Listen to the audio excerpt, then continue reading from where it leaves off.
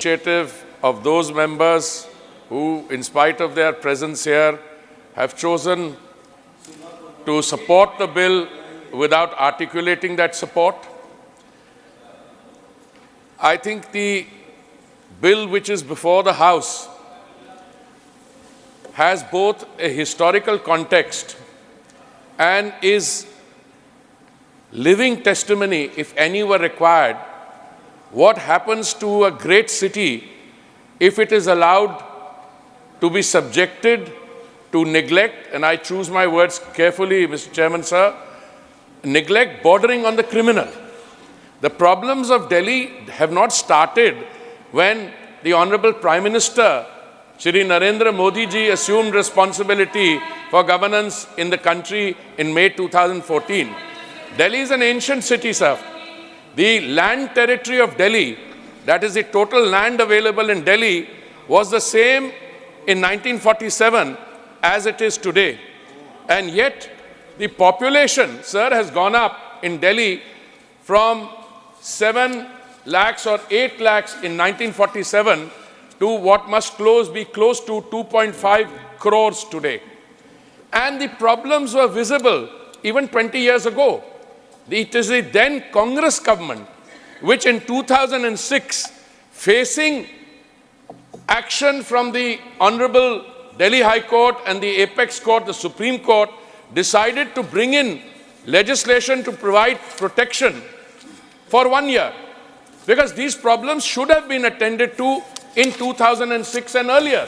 Because the problem of large demographic shifts, large numbers of people coming from rural, semi-rural, tier 2 and tier 3 cities to Delhi has been evident for so many years.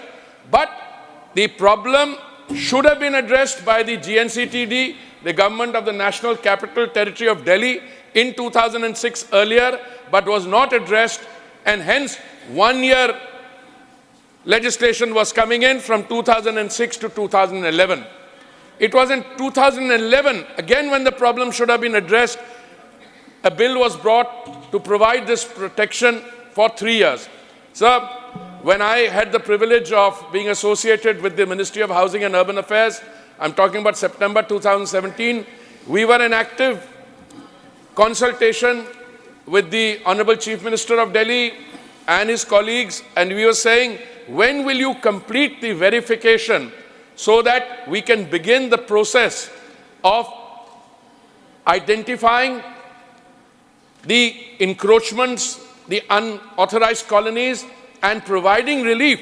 Sir, it's not the poor people who live there. They are poor because our policies were poor. Large number of people moved from rural areas, tier 2 and 3 cities to Delhi, and the city must either be able to provide space for them, living habitation. I don't like to use the word slums. I think it's a term which never we should be used. These are informal settlement.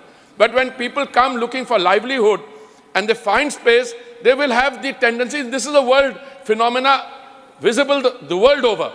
They will settle down wherever they have. Hence, something like Jhuggi Jhompadi and that JJ clusters comes into being. Sir, when in 2017, after active consultation, we learned that the Delhi government, including the Chief Minister, were not entirely, we came to that assessment, they were not entirely seized with the situation. It's in 2019 we learned, and they told us in writing, that they needed another 2 years to complete the verification process. It is at that point of time, Honorable Chairman, sir, that the Honorable Prime Minister decided enough is enough. We will bring legislation into Parliament. And therefore, in 2019, this legislation came. Sir, I remember the day very vividly, because my daughter was getting married, and instead of attending my daughter's marriage, I was in the House presenting the bill in the Lok Sabha. And under that, we have today put in place a system which has identified the unauthorized colonies. Not all. Some of my colleagues will say there are some 69 belonging to HNIs or high net worth individual, but we are on record to have said we'll complete this work sequentially and then we'll move on to the others.